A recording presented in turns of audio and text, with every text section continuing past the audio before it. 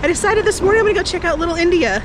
The house I'm staying at is really conveniently located to a bunch of really popular neighborhoods. The only downside is it is starting to rain, but GoPro's waterproof, so am I, and so is my lovely orange backpack. So let's go check out Little India for a bit.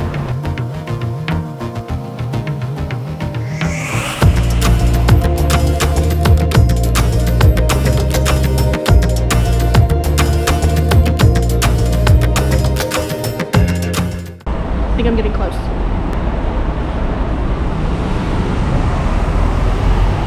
Definitely getting close. One thing I forgot to mention from my tour the other day was that anytime there is a notice that has to do with safety, health, government, something important for living in Singapore, it's written in 4 languages: English, Malay, Mandarin, and Tamil. So here's a good example. The danger keep out for a construction site. So I don't know, I just thought that was really interesting. Oops, guess I better push that again.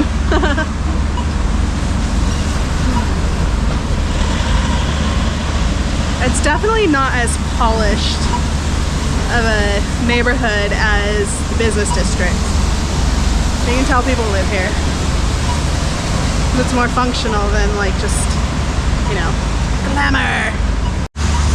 And because it's Singapore, we wait for the light to change before we cross. I don't jaywalk, I don't need to be fined $5,000 or whatever it is.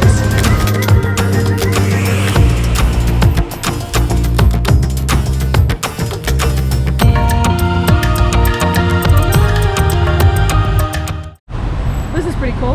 So I think I just like crossed the street into Little India, and there's lots of like billboards explaining the history and the housing and the cultural significance of this area. I love stuff like this.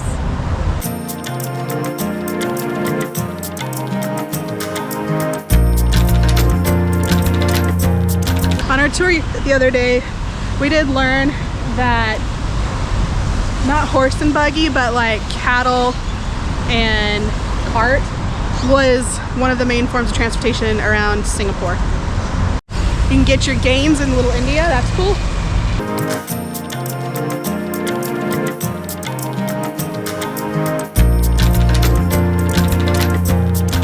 So this is the Tekka Center. I think it's a really big like shopping area and hawker center, but I'm not gonna go in there today. I did hear that it would take a long time to really explore it, and I'm more interested in a couple other buildings. I'll check this place out later, but nice to know that I found it. It looks really cool inside, like lots of cool stuff. I'll do it when I'm not in a time crunch. I'm in Little India. This is awesome. There's lots of jewelry stores everywhere. And again, they provided a ton of plaques so that you can learn a little bit more about what you're seeing without having to go on a tour. This is really cool.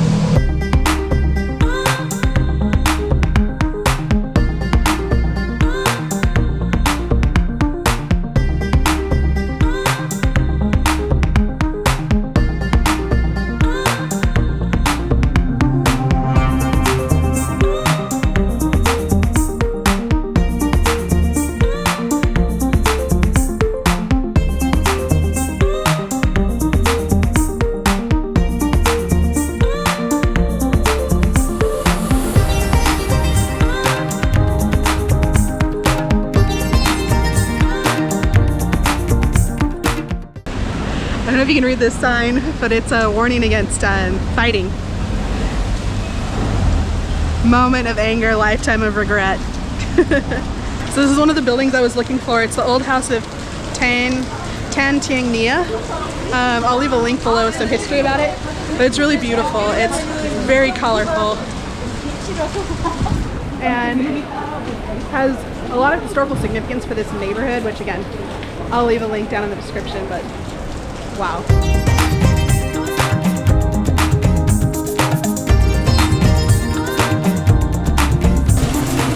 I want to take out my phone and get some really good pictures, but I don't want it to get soaking wet. So GoPro will have to do.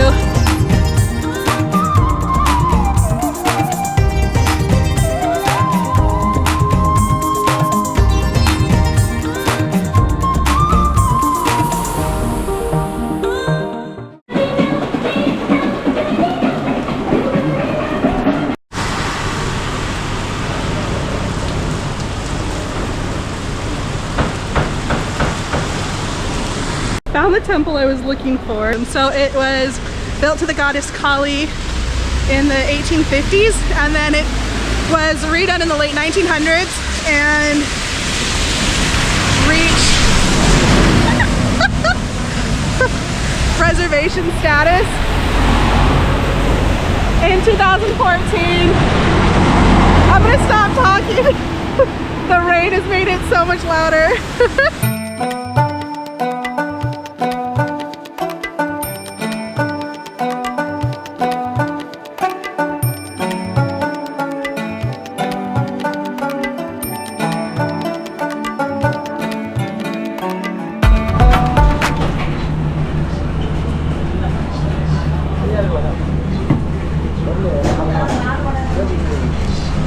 Guess I'm having breakfast.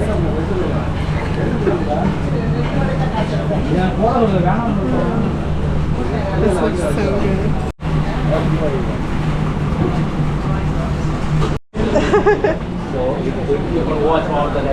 Oh yes, thank you. Oh, thank you so much. So this has turned into a culinary experience. So I walked into one of the shops, was just kind of looking around, and I was like, okay, maybe I should order something. He's like, do you want breakfast? Sure. So, starting off with some sugarcane juice.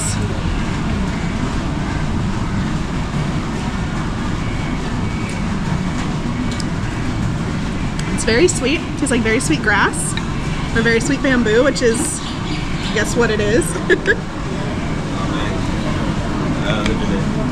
I'd honestly been too scared to try it when I was in Thailand. So I got a samosa, which I will wait. So, some kind of bread that I dip. This is tamarind, and then I have coconut, and then some other like onion curry. Yeah, this is so good. I was actually kind of kicking myself because I was trying to like not buy food here, because I know it's a little expensive. I'm trying to save money. Well, I just couldn't help it. And the guy was so nice. He carried my food out to him and like showed me how to eat stuff.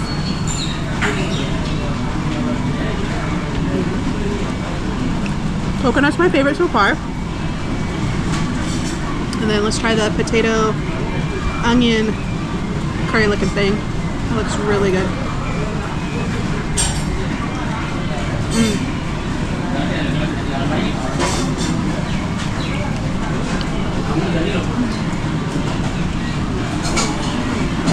Yeah, that looks good. It's not like super warm, but it's not cold, which is good. And the owner was so sweet. He's like, here, you can sit here so you can watch everybody go by. I'm like, sweet. Not super spicy at all.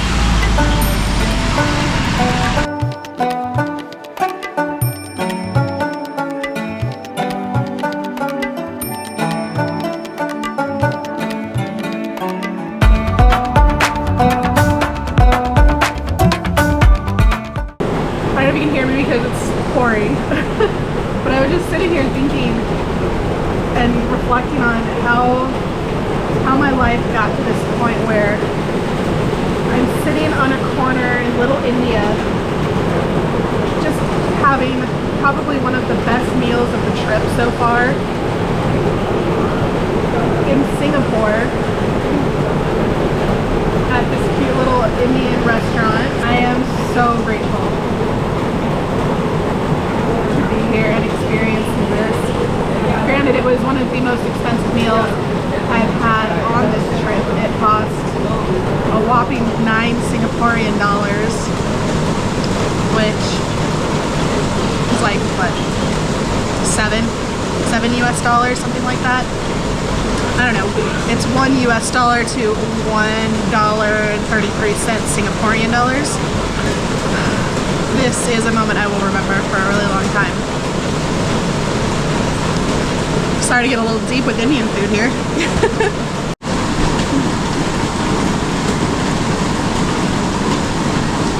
I think that's gonna do it for me with Little India right now. Thought it was gonna be a short vlog, but Ended up having an awesome culinary experience.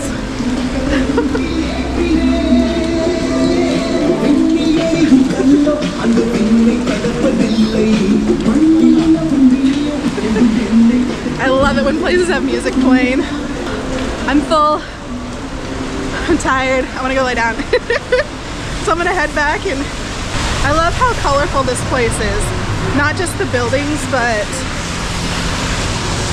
the street art, the people, the flowers. There's flowers everywhere. It's really cool. Now there's puddles in the street. I have to worry about getting splashed like I just did, but that's why I wear Teemings.